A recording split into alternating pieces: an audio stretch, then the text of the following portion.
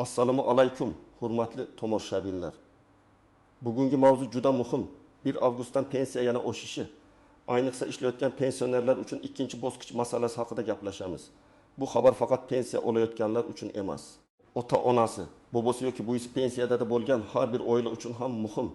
Chunki pensiya miqdoridagi har qanday o'zgarish uy-ro'zg'or xarajatiga dori-darmon, kommunal to'lov, oziq-ovqat va kundalik ehtiyojlarga bevosita ta'sir qiladi. Men bugun sizga bu o'zgarish nimani anglatadi? Kimga tegishli? Kimlarga avtomatik hisoblanadi? Kimlar hujjat topshirishi kerak bo'lishi mumkin? Ishlayotgan pensionerlar nimaga alohida e'tibor berishi kerakligini oddiy tilda tushuntirib beraman. Videoni oxirigacha ko'ring, chunki eng ko'p xato qilinadigan joylar aynan oxirgi qismda bo'ladi. Hozirning o'zida kanalga obuna bo'ling, like bosib qo'ying, chunki pensiya, nafaqa, ish staji va ijtimoiy to'lovlar bo'yicha bunday amaliy ma'lumotlar sizga yana kerak bo'ladi. Avvalo, pensiya oshishi deganda ko'pchilik bitta narsani tushunadi. Hamma pensionerga bir xil summa qo'shilar ekan. Aslida esa masala biroz murakkabroq. Pensiya miqdori bir nechta omillarga bog'liq. Fuqaroning ish staji, oldingi ish haqi, pensiya turi, nogironlik yoki boquvchisini yo'qotganlik holati, shuningdek minimal pensiya va bazaviy hisoblash miqdorlariga bog'liq tartiblar mavjud. Oldin pensiya oshirilganda odatda pensiya oluvchining amaldagi pensiya summasi belgilangan foizga qayta hisoblanardi yoki ayrim toifadagi pensiyalar uchun minimal miqdorlar yangilanardi. Masalan, kimdir yoshi bo'yicha pensiya olayotgan bo'lsa, unga bir tartibda qo'llanadi. Kimdir nogironlik pensiyasi olayotgan bo'lsa, uning miqdori boshqa mezonlardan kelib chiqadi. Boquvchisini yo'qotgan oilalarda esa oila a'zolari soni, huquq egalarining holati alohida ahamiyatga ega bo'ladi. Endi 1 avgustdan boshlab oshish e'lon qilinganda asosiy savol shunday bo'ladi. Bu oshish faqat yangi pensiyaga chiqayotganlarga tegishlimi yoki allaqachon pensiya olayotganlarga ham qo'llanadimi? Amaliyotda bunday oshirishlar odatda amaldagi pensiya oluvchilar uchun ham qayta hisob-kitob qilinadi. Ya'ni pensioner men borib ariza yozmasam, pulim oshmay qoladimi deb xavotirlanadi. Ko'p holatda umumiy indeksatsiya avtomatik amalga oshiriladi. Lekin ishlayotgan pensionerlar uchun ikkinchi bosqich masalasida ayrim nozik jihatlar bor. Ishlovchi pensioner deganda men pensiya yoshiga yetgan, pensiya tayinlangan, lekin mehnat faoliyatini davom ettirayotgan fuqarolarni nazarda tutyapman. Ular davlat tashkilotida, xususiy korxonada, maktabda, bog'chada, tibbiyot muassasasida, zavodda, fermer xo'jaligida yoki yakka tartibdagi tartibda ishlashi mumkin. Ayrimlar rasmiy mehnat shartnomasi bilan ishlaydi. Ayrimlar fuqarolik huquqiy shartnoma bilan xizmat ko'rsatadi. Ayrimlar esa o'zini o'zi band qilgan sifatida daromad topadi. Mana shu farqlar keyingi hisob-kitoblarda katta rol o'ynashi mumkin.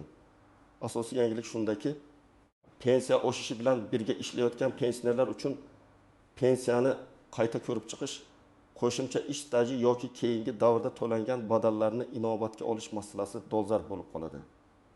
Ikkinchi bosqich deganda ko'pincha shunday holat tushuniladi. Birinchi bosqichda umumiy pensiya oshadi. Ikkinchi bosqichda esa ishlovchi pensionerning pensiyasi uning pensiyaga chiqqandan keyin ham ishlagani hisobiga qayta hisoblanishi mumkin bo'ladi. Lekin bu hammaning pensiyasi bir xil ko'payadi degani emas. Har bir fuqaroning ish staji, daromadi, rasmiy ajratmalari va hujjatlari alohida tekshiriladi. Birinchi navbatda hozir pensiya olayotgan va boshqa joyda rasmiy ishlamayotgan fuqarolar nimani bilishi kerak? Agar siz faqat pensiya olayotgan bo'lsangiz, odatda umumiy oshirish sizning pensiyangizga avtomatik tatbiq etiladi. Sizdan alohida ariza talab qilinmasligi mumkin. Lekin men har doim maslahat beraman. 1 avgustdan keyin birinchi to'lovni olgach, eski pensiya miqdoringiz bilan yangi miqdorni solishtiring. Bank kartangizga tushgan summani, SMS xabarini yoki pensiya daftarchasidagi qaydni tekshiring. Agar farq kutilganidek bo'lmasa, pensiya jamg'armasining tuman bo'limiga yoki mahalladagi mas'ul xodimga murojaat qiling. Ikkinchi toifa pensiya olib rasmiy ishlayotgan fuqarolar. Masalan, 62 yoshli erkak pensiyaga chiqqan, lekin korxonada qorovul bo'lib ishlayapti. Yoki 57 yoshli ayol pensiya oladi, ammo maktabda kutubxonachi sifatida faoliyatini davom ettiryapti. Bunday fuqarolar uchun oddiy oshirishdan tashqari yana bir savol paydo bo'ladi. Men ishlayotgan davrim pensiyamga qo'shimcha ta'sir qiladimi? Agar ish rasmiy bo'lsa, ish beruvchi soliq va ijtimoiy to'lovlarni belgilangan tartibda ko'rsatayotgan bo'lsa, keyinchalik qayta hisob kitob qilishda bu ma'lumotlar ahamiyat kasb etishi mumkin. Uchinchi toifa pensiyaga chiqqan, lekin ishlagan joyi rasmiy hujjatlarda to'liq ko'rmayotgan fuqarolar. Mana shu joyda eng ko'p muammo chiqadi. Odam o'zi men 5 yil ishladim deydi. Lekin elektron mehnat daftarchasida, soliq bazasida yoki ish beruvchining ma'lumotlarida bu davr ko'rinmaydi. Natijada qayta hisob kitobda bu davr inobatga olinmasligi mumkin. Shuning uchun men doim aytaman, og'zaki ishlaganlik emas, hujjat bilan tasdiqlangan ishlaganlik muhim. Keling, oddiy misol qilamiz. Birinchi misol, Murod aka 2020 yilda pensiya chiqqan. Pensiya tayinlanganda uning 35 yillik staji hisobga olingan. Pensiyaga chiqqandan keyin u yana 3 yil rasmiy ishlagan. Ish beruvchi uni shtatga olgan. Ish haqi bank kartasiga tushgan. Soliqlar ko'rsatilgan. Agar amaldagi tartib qayta hisoblash imkoni bersa, Murod aka o'sha 30 yillik davr bo'yicha hujjatlarni tekshirtirib, pensiyasiga qo'shimcha ta'sir bor yo'qligini aniqlash kerak. Bu qo'shimcha har doim katta bo'lmasligi mumkin. Lekin oylik pensiyada 2 ming, 100 ming yoki undan ko'proq farq bo'lsa, bir yil hisobida bu sezilarli pul bo'ladi. Ikkinchi misol, Dilbar opa pensiyaga chiqqandan keyin xususiy klinikada hamshira bo'lib ishlagan. Lekin ish beruvchi uni to'liq stavkada emas, shartnoma asosida ko'rsatgan. Ba'zi oylar ish haqi rasmiy o'tgan, ba'zi oylar esa naqd berilgan. Endi Dilbar opa men 4 yil ishladim, pensiyam oshishi kerak dedi. Lekin tekshiruvda faqat rasmiy ko'rsatilgan davrlar chiqadi. Demak, bu yerda asosiy sabab ish beruvchidan har doim rasmiy buyruq, mehnat shartnomasi. Ish haqi vedomosti yoki elektron ma'lumotlar to'g'ri yuritilishini talab qilish kerak. Uchinchi misol, Rahim aka pensiyada, lekin o'zini o'zi band qilgan holda duradkorlik qiladi. U har oy daromad topadi. Lekin bu daromad pensiya stajiga qanday ta'sir qilishi mumkinligini bilmaydi. O'zini o'zi band qilish yakka tartibdagi tadbirkorlik yoki boshqa faoliyat turlarida eng muhim masala shuki, rasmiy ro'yxatdan o'tish va belgilangan to'lovlarni amalga oshirish tartibi qanday? Agar fuqaro shunchaki uyda ishlab, hech qayerda rasmiy ko'rinmasa, keyin men ishladim degan gapning o'zi yetarli bo'lmaydi. Shuning uchun bunday fuqarolar soliq organi yoki pensiya bo'limidan o'z faoliyati pensiya hisob kitobiga qanday ta'sir qilishini oldindan aniqlab olish kerak. Endi kim xavotir olmasligi mumkin? Agar sizning pensiyangiz tayinlangan, hujjatlaringiz to'liq, ishlamayotgan bo'lsangiz va faqat umumiy oshirish haqida gap ketayotgan bo'lsa, vahima qilishga hojat yo'q. To'lov keladi, siz uni tekshirasiz, xatolik bo'lsa murojaat qilasiz. Lekin kim albatta tekshirish kerak? Pensiyaga chiqqandan keyin ishlaganlar, pensiya tayinlanganda ayrim stajlari hisobga olinmagan deb o'ylayotganlar, mehnat daftarchasida xato yozuv bo'lganlar, familiya o'zgargan. Arxiv hujjatlari yetishmagan yoki turli korxonalarda ishlagan davrlari elektron bazada ko'rinmayotganlar. Ikkinchi bosqichning nozik tomoni shundaki, pensioner ko'pincha faqat oshirilgan pensiyani kutadi. Lekin o'zining individual hisob kitobini tekshirtirmaydi. Men tajribamda shuni ko'rganman. Ayrim fuqarolarda 10 yil oldingi ish staji kiritilmagan bo'ladi. Ba'zida bir harf xato yozilgani uchun arxiv ma'lumotlari mos kelmaydi. Ba'zida korxona tugatilgan bo'ladi va hujjatlar arxivga topshirilmagan. Shunday vaziyatda pensiya miqdori qonun oshishi kerak bo'lsa ham, tasdiqlovchi hujjat bo'lmagani uchun odam kamroq olishi mumkin. Endi eng muhim qismga o'tamiz. Hamma ham bir xil tartibda pul olmaydi. Pensiya oshishi umumiy bo'lsa-da, yakuniy summa har bir kishida farq qiladi. Bir pensionerning pensiyasi 20 ming so'mga oshishi mumkin. Boshqasiniki 1 mingga. Yana boshqasiniki minimal chegaraga bog'liq holda boshqa miqdorga o'zgarishi mumkin. Sababi pensiya hisob kitobi foiz, bazaviy miqdor, minimal kafolatlar va shaxsiy ko'rsatkichlar asosida shakllanadi. Birinchi tuzoq, qo'shnimniki shuncha oshdi, meniki ham shu oshish kerak degan fikr. Bu noto'g'ri. Qo'shningizning ish staji, ish haqi pensiya turi, qo'shimcha ustamalari boshqacha bo'lishi mumkin. Masalan, bir kishi urush o'rta mehnat faxriysi maqomiga alohida imtiyozga yoki nogironlik guruhiga ega bo'lishi mumkin. Ikkinchi kishi esa oddiy yoshga doir pensiya oladi. Shuning uchun taqqoslash foydali. Lekin xulosa chiqarishdan oldin shaxsiy hisob kitob varaqasini ko'rish kerak. Ikkinchi tuzoq, ishlovchi pensioner ish beruvchi hamma narsani to'g'ri qilmoqda deb o'ylaydi. Aslida ish beruvchi xodimni rasmiylashtirmagan bo'lishi, ish haqi kam ko'rsatilgan bo'lishi yoki ma'lumotlarni vaqtida topshirmagan bo'lishi mumkin. Bugun sizga 2 million so'm naqd berib, hujjatda 800 ming so'm ko'rsatilsa, ertaga pensiya qayta hisobida aynan rasmiy saytga so'zming ko'rinadi. Shuning uchun ishlovchi pensioner uchun eng muhim narsa mening ish haqi rasmiy ko'rsatilyaptimi degan savol. Uchinchi tuzoq pensiyaga chiqqandan keyingi ish davri avtomatik har doim qo'shiladi deb o'ylash. Ayrim tartiblarda qayta hisoblash uchun ariza ma'lum muddat yoki alohida asos talab qilinishi mumkin. Shuning uchun kutib yurmasdan o'zingiz tekshirishingiz kerak. Tuman pensiya bo'limiga borib, pensiyaga chiqqanimdan keyin ishlagan davrim bo'yicha qayta hisob-kitob qilish imkoniyati bormi? Ma'lumotlar bazada ko'rinayaptimi deb so'rash lozim. 4-nozik jihat. Pensiya va ish haqi bir-biriga aralashib ketmasligi kerak. Ayrimlar men ishlasam pensiyamni kesib qo'yishadimi deb qo'rqadi. Hozirgi tartiblarni aniq holatingiz bo'yicha tekshirish zarur, lekin umumiy qoida shuki, rasmiy ishlashdan qo'rqib hujjatsiz ishlash yaxshi yo'l emas. Hujjatsiz ishlagan odam bugun ozgina ko'proq pul olgandek tuyuladi, lekin erta pensiya hisobida yutqazishi, mehnat huquqlaridan mahrum bo'lishi, kasallik varaqasi yoki boshqa kafolatlardan foydalana olmasligi mumkin. 5-nozik jihat. Bank kartasi, plastik karta yoki naqd olishdagi farqlar. Pensiya oshganda ayrim pensionerlar menga to'liq tushmadi deb o'ylaydi. Lekin kartada oldingi qarzdorlik, kredit, aliment, ijro hujjati yoki bank ushlanmasi bo'lishi mumkin. Agar pensiya oshgan bo'lsa-yu, qo'lingizga kam pul tekan bo'lsa, avvalo bankdan ko'chirma oling.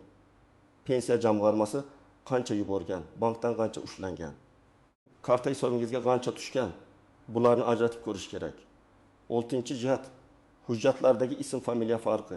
Masalan, mehnat daftarchasida Abdullayeva deb yozilgan. Pasportda Abdullayeva yoki Abdullayeva boshqacha transliteratsiyada bo'lishi mumkin. Yoki ayol kishi turmushga chiqqandan keyin familiyasini o'zgartirgan, lekin eski ish joyidagi hujjatlarda qizlik familiyasi qolgan. Bunday holatda nikoh guvohnomasi, familiya o'zgarganini tasdiqlovchi hujjat, arxiv ma'lumotnomasi kerak bo'ladi. Bu mayda tuyuladi, lekin pensiya ishida har bir harf ahamiyatli bo'lishi mumkin. 7-jihat. Chet elda ishlagan davrlar. Ayrim fuqarolar Rossiya, Qozog'iston yoki boshqa davlatlarda ishlagan bo'lishi mumkin. Bunday davrlar bo'yicha alohida xalqaro bitimlar, tasdiqlovchi hujjatlar va rasmiy so'rovlar talab qilinadi. Shunchaki men chet elda ishlaganman deyish yetarli emas. Mehnat shartnomasi, ish haqi ma'lumotlari, sug'urta badallari yoki tegishli davlat organidan kelgan tasdiq kerak bo'lishi mumkin. Endi men sizga aniq qadamlarni aytaman. Birinchi qadam, pensiyangizning hozirgi miqdorini yozib oling. Masalan, iyul oyida qancha pensiya oldingiz? Qo'shimcha to'lovlar bormi? Bankdan ushlanmalar bormi? Barchasini alohida qayd qiling. 1 avgustdan keyingi to'lov kelganda solishtirasiz. Bu sizga tushunmovchilik bo'lsa, aniq raqam bilan murojaat qilish imkonini beradi. Agar siz ishlayotgan pensioner bo'lsangiz, ish joyingizdan rasmiy ma'lumot oling. Kadrlar bo'limidan mehnat shartnomangiz bor yo'qligini, ishga qabul qilish buyrug'i sanasini, lavozimingizni, stavkangizni tekshiring. Buxgalteriyadan ish haqi rasmiy hisoblanayotganini, soliq va tegishli ajratmalar ko'rsatilayotganini so'rang. Agar hammasi og'zaki bo'lsa, bu siz uchun xavfli signal. 3-qadam, elektron ma'lumotlaringizni tekshiring. Hozir ko'p ma'lumotlar elektron bazalarda yuritiladi. Siz Pokabuz, soliq organlari xizmatlari yoki pensiya jamg'armasining rasmiy kanallari orqali o'zingizga tegishli ma'lumotlarni tekshirishingiz mumkin. Agar internetdan foydalanishni bilmasangiz, farzandingizdan, nabirangizdan yoki ishonchli yaqin insoningizdan yordam so'rang. Lekin shaxsiy parol va kodlaringizni begona odamlarga bermang. 4-qadam, hujjat papkasini tayyorlang. Unda pasport yoki ID karta nusxasi, pensiya guvohnomasi, mehnat daftarchasi, elektron mehnat daftarchasidan ko'chirma bo'lsa, u ham, ish joyidan ma'lumotnoma, ish haqi to'g'risidagi ma'lumotlar, familiya o'zgargan bo'lsa, nikoh guvohnomasi. Nogironlik guruhi bo'lsa, tegishli tibbiy ijtimoiy ekspertiza hujjatlari bo'lishi kerak. Agar arxivdan ma'lumot kerak bo'lsa, qaysi korxonada, qaysi yillarda, qaysi lavozimda ishlaganingizni aniq yozib oling. 5-qadam. Pensiya bo'limiga murojaat qilganda og'zaki gap bilan cheklanib qolmang. Agar sizda qayta hisob-kitob bo'yicha savol bo'lsa, ariza yozing. Arizada quyidagicha mazmun bo'lishi mumkin. Men pensiya tayinlangandan keyin falon sanadan falon sanagacha falon tashkilotda ishlaganman. Ushbu davr va rasmiy ma'lumotlarni inobatga olgan holda pensiyamni qayta hisoblash imkoniyatini ko'rib chiqishingizni so'rayman. Arizangiz qabul qilinganini tasdiqlovchi raqam yoki qaydni oling. Shundaki murojaat qilmagansiz degan holat bo'lmaydi. 6-qadam bank masalasini tekshiring. Pensiya kartangizga tushsa, bank ilovasidan yoki bank filialidan ko'chirma oling. Agar siz naqd olsangiz, to'lov ro'yxatidagi summaga e'tibor bering. Qarzdorlik, kredit yoki sud ijrosi bo'yicha ushlanma bo'lsa, bu pensiya oshmagani emas. Balki tushgan puldan ushlab qo'lingan bo'lishi mumkin. 7-qadam ish beruvchi bilan munosabatni tartibga soling. Agar siz pensioner bo'lsangiz ham, sizning mehnat huquqlaringiz bor. Mehnat shartnomasi, ish vaqti, ish haqi, ta'til, xavfsiz mehnat sharoiti, bularning barchasi muhim. Men pensionerman, menga baribir demang. Aksincha rasmiy ishlash sizga keyingi hisob-kitoblarda ijtimoiy himoyada va huquqiy kafolatlarda yordam beradi. 8-qadam. Ma'lumotni faqat rasmiy manbalardan oling. Telegramda qo'shnilar orasida yoki bozorda turli gaplar yuradi. Hamma pensionerga falon pul qo'shilar ekan, ishlayotganlarga bermas ekan. Ariza bermasang kuyasan degan gaplar bo'lishi mumkin. Men sizga maslahat beraman. Bunday xabarni eshitsangiz, darhol vahima qilmang. Pensiya jamg'armasi, hukumat qarorlari, rasmiy axborot kanallari yoki tuman bo'limidagi mutaxassisdan aniqlang.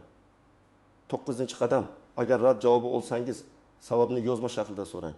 Ko'pchilik fuqarolar og'zaki bo'lmaydi degan javobni eshitib qaytib ketadi. Bu to'g'ri emas. Nima uchun bo'lmaydi? Qaysi hujjat yetishmayapti? Qaysi davr tasdiqlanmagan? Qaysi qonun yoki tartibga asosan rad etilyapti? Buni bilsangiz muammoni hal qilish yo'lini topasiz. Balki arxiv ma'lumoti kerakdir. Balki familiya moslashtirilishi kerakdir. Balki ish beruvchi ma'lumotni yangilash kerakdir. 10-qadam, oiladagi keksalarga yordam bering. Ko'p pensionerlar telefon ilovalarini ishlatmaydi. Hujjatni qanday yig'ishni bilmaydi. Idora yurishga qiynaladi. Agar sizning ota-onangiz yoki bobo-buyingiz pensiyada bo'lsa, ularning pensiya miqdorini tekshirib bering. Ish staji hujjatlarini ko'rib chiqing. Kerak bo'lsa pensiya bo'limiga birga boring. Bu oddiy yordam emas, bu oilaviy mas'uliyat. Yana bir muhim maslahat, har bir hujjatning nusxasini saqlang. Mehnat daftarchasi, arxiv ma'lumotnomasi, ish haqi ma'lumotlari, ariza nusxasi, javob xatlari, bularni bitta papkaga solib qo'ying. Ertaga qayta hisoblash, nizoli holat yoki tekshiruv bo'lsa, sizda hammasi tayyor turadi. Demak, avgustdan pensiya oshishi ko'pchilik oilalar uchun yaxshi va muhim yangilik. Lekin eng asosiy masala shuki, pensiya oshadi degani hamma bir xil summa oladi degani emas. Ishlamaydigan pensionerlar asosan yangi to'lovni tekshirish kerak. Ishlayotgan pensionerlar esa bundan ham faolroq bo'lishi kerak. Ish joyi rasmiyligi, ish haqi, staj hujjatlar va qayta hisoblash imkoniyati albatta tekshirsin. Men bugun sizga masalaning faqat sarlavhasini emas, amaliy tomonini tushuntirdim. Kim xavotir olish kerak? Kim xotirjam bo'lishi mumkin? Qaysi hujjatlar kerak? Qayerga murojaat qilish kerak? Va qanday xatolardan ehtiyot bo'lish kerak? Eng muhim qoida bitta. Pensiya masalasida hujjat, raqam va rasmiy ma'lumot hal qiladi. Og'zaki gap. Mish-mish va taxmin bilan yurish kerak emas. Agar sizning pensiyangiz 1 avgustdan keyin qanchaga oshganini bilmoqchi bo'lsangiz, eski va yangi summani solishtiring. Tushunmovchilik bo'lsa, darhol murojaat qiling. Agar siz ishlayotgan pensioner bo'lsangiz, bugunoq ish joyingizdagi rasmiy ma'lumotlarni tekshiring, izohlarda yozing. Siz yoki yaqinlaringiz pensiya oladimi? Ishlayotgan pensionerlar bormi? 1 avgustdan keyingi oshirish bo'yicha sizni eng ko'p qaysi savol qiziqtiryapti? Videoga like bosing, kanalga obuna bo'ling va bu videoni ota-onangiz, qarindoshlaringiz, qo'shnilaringizga yuboring. Chunki bitta to'g'ri ma'lumot kimningdir pensiyasini vaqtida va to'g'ri olishiga yordam berishi mumkin.